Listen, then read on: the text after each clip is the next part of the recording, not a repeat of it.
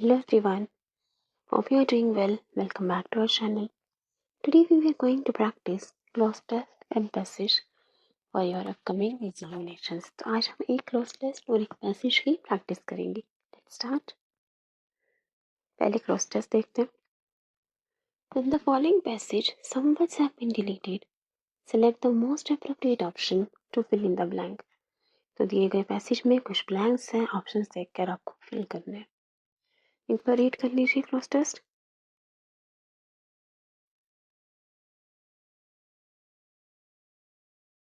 Read कीजिए passage को. First attempt करने की कोशिश करो. फर्स्ट ब्लैंक का आंसर क्या होगा?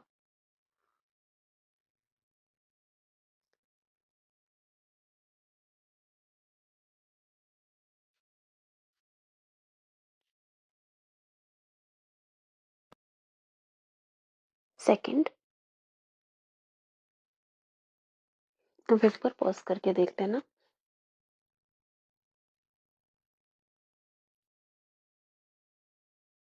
Third,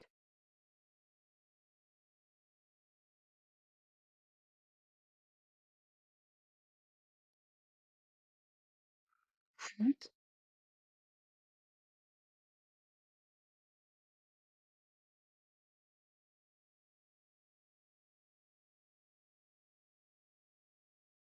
and fifth.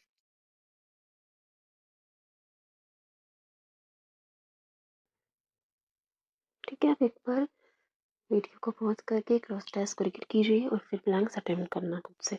अब हम देखते हैं, डिस्कस करते हैं cloze test and answer.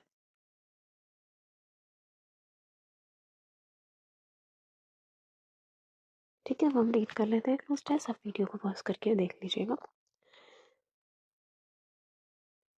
The Silk Routes are a good example of vibrant pre-modern trade and cultural links between dash parts of the world. तो यहाँ किसकी बात की जा रही है इस पैसेज में? Silk roots. सिल्क रूट्स जो होते थे वो एक अच्छा उदाहरण थे, गुड एग्जाम्पल थे ऑफ वाइब्रेंट. वाइब्रेंट का मतलब होता है lively, full of energy, energetic. ठीक है, जीवांत. प्री मॉडर्न ट्रेड मतलब मॉडर्नाइजेशन से पहले जो ट्रेड हुआ करता था, जो व्यापार हुआ होता था, उसके एग्जाम्पल थे sea route and cultural links between dash parts of the world. और जो कल्चरल लिंक्स होते थे, जो संस्कृतियों का मिलन हुआ करता था, जो संस्कृतियों का जुड़ाव था dash parts of the world, दुनिया के अलग अलग हिस्सों में, तो उसका एक एग्जाम्पल थे silk routes. So between dash parts of the world, indirect, distant, further, indifferent. क्या आंसर होगा?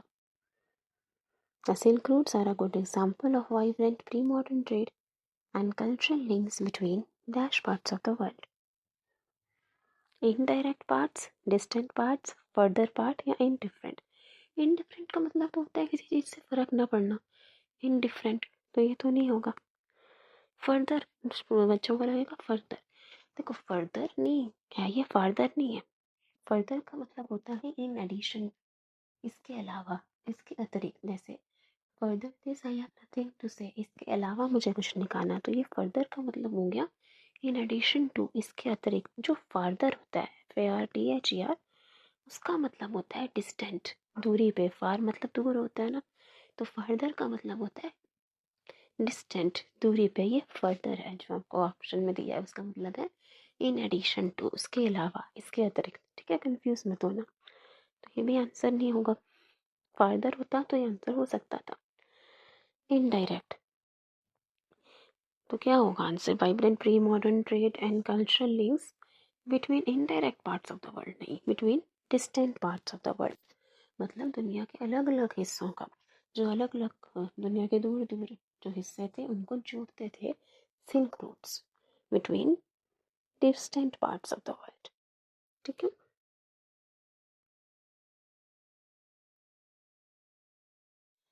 The name silk route points to the dash of west bound Chinese silk cargoes along this route. अच्छा, name silk route क्यों पड़ा? Name जो silk route है वो संकेत करता है, पॉइंट करता है to the dash of west bound Chinese silk cargoes along this route. क्योंकि जो सिल्क कार्गोस हुआ करते थे, जो सिल्क का सामान हुआ करता था, उसका यहाँ पे ट्रेडिंग होती थी, इस रूट में उसका व्यापार किया जाता था, तो इसलिए इसको सिल्क रूट कहा जाता है। The name silk route points to the dash, तो points to the importance, insignificance, consequence, emphasis. देखो क्या इनसिग्निफिकेंस आंसर हो सकता है जब हम बात ही कर रहे हैं सिल्क रूट की, कि सिल्क रूट एक अच्छा उदाहरण थे प्री मॉडर्न ट्रेड के। सिल्क रूट नाम पड़ा सिल्क कार्गोस की वजह से, जो चाइनीज सिल्क कार्गोस हुआ करते थे, जो इन उस ट्रेड में, इस रूट में उनका ट्रेड किया जाता था, व्यापार किया जाता था, तो इस वजह से उसका नाम पड़ा सिल्क रूट।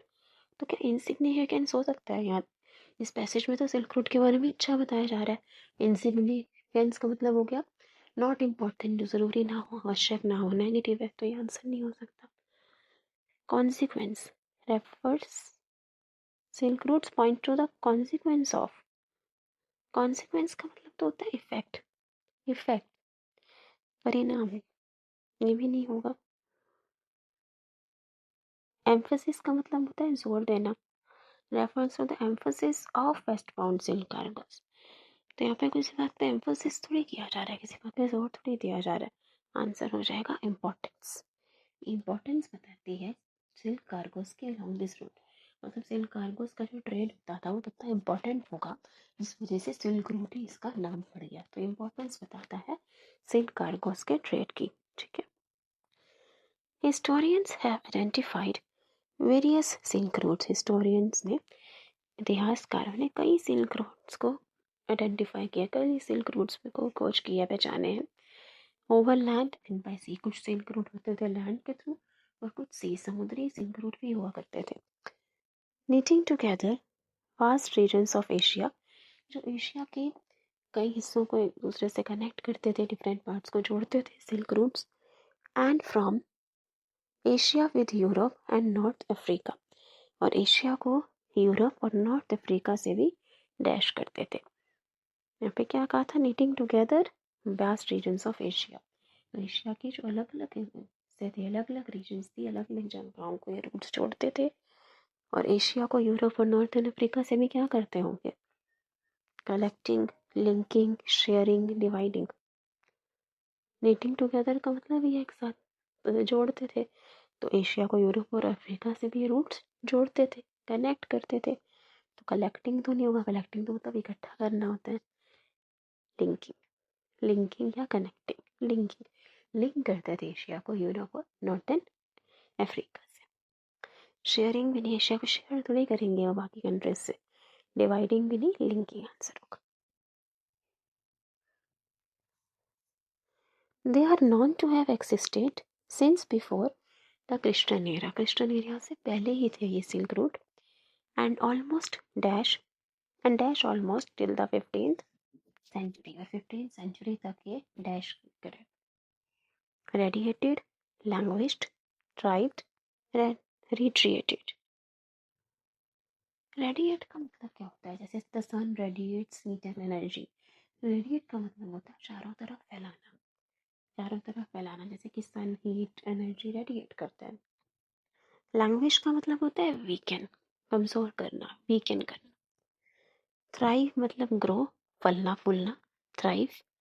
और रिट्रीट का मतलब होता है मूव बैक या गो बैक, जैसे रिपब्लिक डे पे मीटिंग रिट्रीट होते हैं, जो वापस जाते हैं सब लोग, तो रिट्रीट का मतलब होता है वापस जाना, गो बैक, मूव बैक। तो क्या आंसर होगा इसका, known to have existed since before the Christian era and dash almost till the 15th century तक क्या हुए, सिल्क रूट क्रिश्चियन एरा से पहले के ही थे, और 15th सेंचुरी तक क्या किया इन्होंने, रेडिएट किया, जहाँ तरफ फैलाई थोड़ी उन्होंने कोई एनर्जी। लैंग्वेज वीकेंड भी नहीं किया उन्होंने, रिट्रीट वापस भी नहीं गए। थ्राइव्ड, थ्राइव्ड मतलब ये फले फूले, ग्रो किए, टिल 15th सेंचुरी तक ये सिल्क रूट ने ग्रोथ की, ग्रो किया, thrived. But Chinese pottery also dash the same route as it did textile and spices from India and Southeast Asia. Chinese pottery, यह पोट्री है, POTTRY, poetry नहीं है। Chinese pottery, pottery होता है मिट्टी के बर्तन, मिट्टी के जो बर्तन बनते हैं वो कहते हैं पोट्री। तो चाइनीज पोट्री भी इस रूट से डैश करती थी, as it did textile and spices from India and South East Asia, जैसे इंडिया की स्पाइसेस, मसाले, और साउथ ईस्ट एशिया की टेक्सटाइल्स जो है, जैसे कपड़े, स्पाइसेस का ट्रैवल होता था इस रूट से, वैसे ही पोट्री का भी होता था। मिट्टी के बर्तन में इस रूट पर डैश करते थे। क्या आंसर होगा फिफ्थ लाइन का? Stayed, migrated, walked, travelled.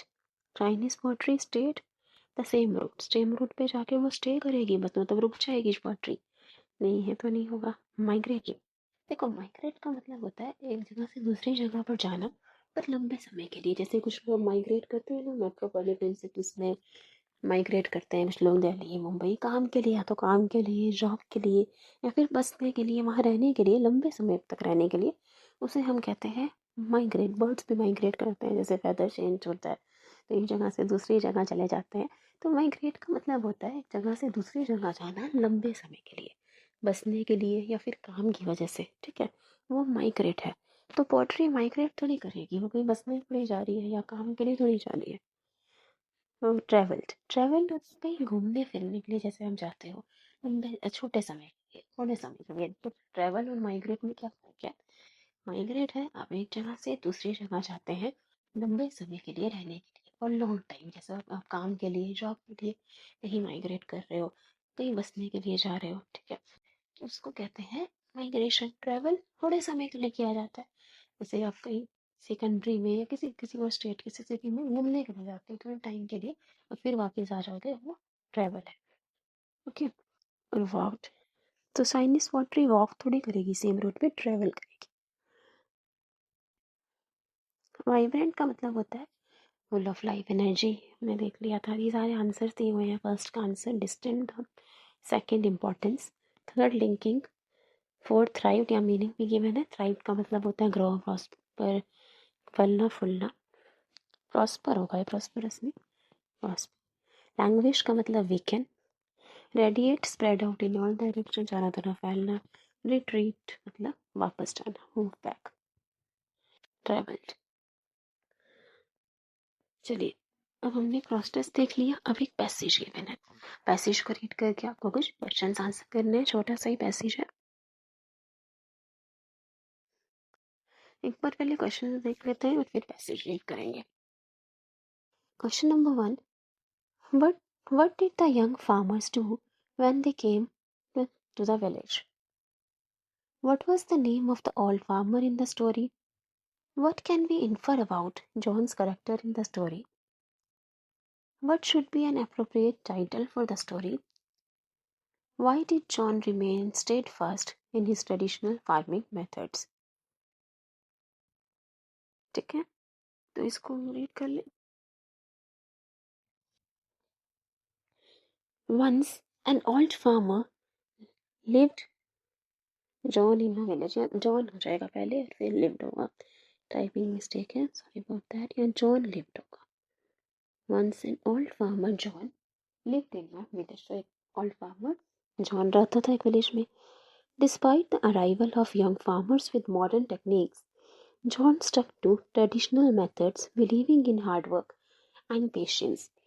तो अराइवल हो गया यंग फार्मर्स का, यंग फार्मर्स आ गए, और जॉन ओल्ड फार्मर था जो एक विलेज में गांव में रहता था, एक बूढ़ा किसान था। तो अराइवल हुआ यंग फार्मर्स का, ठीक है, यंग फार्मर्स आ गए विलेज में मॉडर्न टेक्निक्स के साथ, आधुनिक तकनीकों के साथ। John stuck to traditional methods, लेकिन जॉन ने उनकी मॉडर्न टेक्निक्स को एक्सेप्ट नहीं किया, तो ट्रेडिशनल मेथड से उनको ही, उस पर ही वो स्टक रहा, उनको फॉलो किया। बिलीविंग इन हार्ड वर्क और पेशेंस, और अपने पेशेंस पे और हार्ड वर्क पे मैंने हमेशा विश्वास रखा, अपनी मेहनत पर विश्वास रखा और सब्र रखा, पेशेंस रखा। One day a group of young farmers came to the village and started using modern techniques and equipment. तो एक बार एक यंग फार्मर्स आए, कुछ यंग फार्मर्स आए उसी गांव में, और मॉडर्न टेक्निक्स और इक्विपमेंट का, जैसे मॉडर्न टेक्निक्स का, टेक्नोलॉजी का, इक्विपमेंट, मॉडर्न टूल्स का यूज़ करने लगे। They boasted about their high yields and profit, तो वो गुणगान करने लगे कि उनकी जो फसल जो है हाई यील्ड्स होगी, ज़्यादा हुएंगी उनकी फसलें, प्रॉफिट्स होंगे ज़्यादा। And many of the villagers were impressed, और उनकी बातें सुनकर बहुत सारे विलेजर्स तो थे वो इम्प्रेस हो गए। Over time the young farmers struggled while John farms thrived. तो समय के साथ क्या हुआ कि जो यंग फार्मर्स थे, जो कह रहे थे कि मॉडर्न टेक्निक का यूज़ करेंगे, ज़्यादा प्रॉफिट होगा, ज़्यादा फसलें उगेंगी, वो स्ट्रगल ही करते रह गए, स्ट्रगल करते रहे, संघर्ष करते रहे। लेकिन जो जॉन का फार्म था, जो ओल्ड फार्मर था, वो थ्राइव करने लगा, मतलब फलने फूलने लगा। थ्राइव अभी हमने देखा ना, थ्राइव का मतलब होता है ग्रो, प्रॉस्पर, फलना फूलना। Showcasing healthy crops and well care for animals. तो जॉन के फार्म में अच्छे क्रॉप्स थे, हेल्दी क्रॉप्स थे, और वेल केयर फॉर एनिमल्स, और एनिमल्स की भी वहाँ केयर की जा रही थी, एनिमल्स भी अच्छे थे। रिकॉग्नाइजिंग इस विस्डम, उसकी सूझबूझ को समझते हुए, रिकॉग्नाइज करते हुए, the villagers sought John's kindness and he became a respected elder. तो उसकी सूझबूझ को समझते हुए विलेजर्स जॉन से गाइडेंस लेने पहुंचे, उससे गाइडेंस लेने लगे, एडवाइस लेने लगे, और वो एक रिस्पेक्टेड एल्डर बन गया। He taught the importance of respecting nature. John ने सबको ये सिखाया कि हमें नेचर का, प्रकृति का सम्मान करना चाहिए, रिस्पेक्ट करना चाहिए। वर्किंग विद इट, नेचर के साथ हमें कनेक्ट करना चाहिए, उसके साथ जुड़ना चाहिए। And embodying values like perseverance and hard work. perseverance का मतलब होता है डिटर्मिनेशन, दृढ़ता। तो ये वैल्यूज होनी चाहिए, perseverance और hard work. John's farm became a model for sustainable and ethical practices, leaving a last legacy. तो जॉन का जो फार्म था एक मॉडल बन गया सस्टेनेबल और एथिकल प्रैक्टिसेस का। सस्टेनेबल क्या होता है? सस्टेनेबल डेवलपमेंट, मतलब ऐसी डेवलपमेंट करना जो फ्यूचर जनरेशन को नुकसान ना पहुंचाए। ठीक है, तो ऐसी जनरेशन करना जो प्रकृति को नुकसान ना पहुंचाए, जिससे फ्यूचर जनरेशन को नुकसान ना हो। एथिकल प्रैक्टिसेस करना, लीविंग अ लास्ट लेगेसी, तो एक धरोहर छोड़ने लगे। जो जॉन का फार्म था एक धरोहर बन गया था।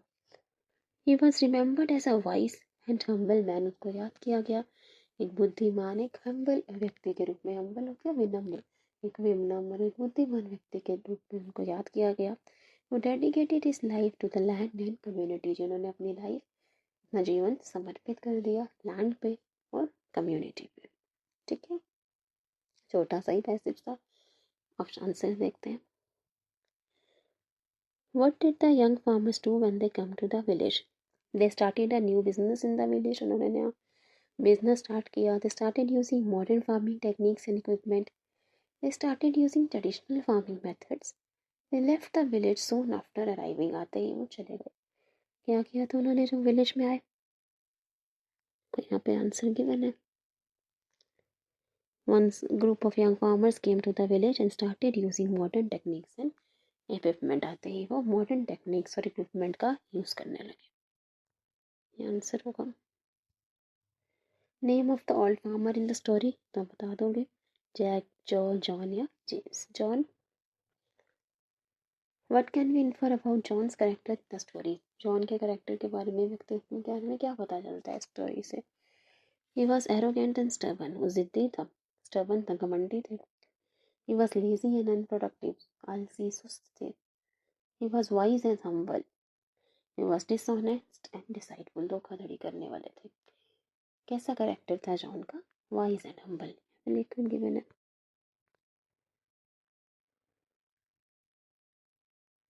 Wise and humble man. He was remembered as a wise and humble man. Appropriate title for the story. Title क्या होगा? शीर्षक क्या होगा इस कहानी का? Wisdom of traditional farming. War between old and new farmers. Rise of modern farming techniques. Importance of patience in farming. देखो, वार तो नहीं हुई ओल्ड और न्यू फार्मर्स के बीच में। जो न्यू फार्मर्स से टेक्निक्स बताए जॉन ने, उनको यूज़ नहीं किया, अपने ट्रेडिशनल टेक्निक्स को यूज़ किया, तो कोई वार नहीं थी। और बाद में उनको सिखाई भी चीज़ें। Rise of modern farming techniques. Modern farming techniques से तो यंग फार्मर स्ट्रगल ही करते रह गए थे, तो ये भी आंसर नहीं होगा। Importance of patience in farming या wisdom of traditional farming. Patience in farming हो सकता है, लेकिन पेशेंस यहाँ पे बार बार हार्डवर्क और पेशेंस दोनों की बात की गई है, और ट्रेडिशनल फार्मिंग मेथड्स की भी बात की हुई है जो जॉन यूज़ किया करते थे। तो आंसर हो जाएगा wisdom of traditional farming. Traditional farming methods use किए थे जॉन ने, जिससे उनके जो क्रॉप्स थे वो ग्रो कर रहे थे। नेक्स्ट देखिए, why did John remain steadfast in his traditional farming methods. Steadfast का मतलब होता है लॉयल, डिटरमाइंड, मतलब उन पर ही क्यों वो अड़े रहेगी, ट्रेडिशनल फार्मिंग मेथड ही यूज़ करना है, उनके प्रति वफादार क्यों रहेगी, वही मेथड्स को यूज़ करना है। आंसर क्या होगा? He didn't have any money to invest in modern equipment, क्योंकि उनके पास इतना पैसा नहीं था कि मॉडर्न इक्विपमेंट में इन्वेस्ट कर सकें। He believe that hard work and patience were the key to success. He was too old to learn new techniques, वो इतना ओल्ड हो चुके थे, बूढ़े हो चुके थे कि नई टेक्निक्स नहीं सीख पाए, इसलिए उन्होंने मॉडर्न टेक्निक्स का अडॉप्ट नहीं किया। क्या ये आंसर था? या फिर he was afraid of changing and could not invest, वो बदलाव नहीं चाहते थे और इन्वेस्ट नहीं कर पाए। आंसर क्या होगा? He believed that hard work and patience were the key to success. Hard work and patience यहाँ पे given भी था। John stuck to traditional methods, ये पूछा था why did he remain steadfast? So John stuck to traditional methods, believing in hard work and patience. Work में और patience में विश्वास रखते थे। ये सारे आंसर्स गिवन है। फर्स्ट का answer, they started using modern farming techniques and equipment, second, third, fourth and fifth. Thank you everybody, thanks for watching. आज हमने क्लॉज टेस्ट और पैसेज प्रैक्टिस किया। Thank you. Hope you like it. Please share and subscribe. All the best for your exams. Thank you.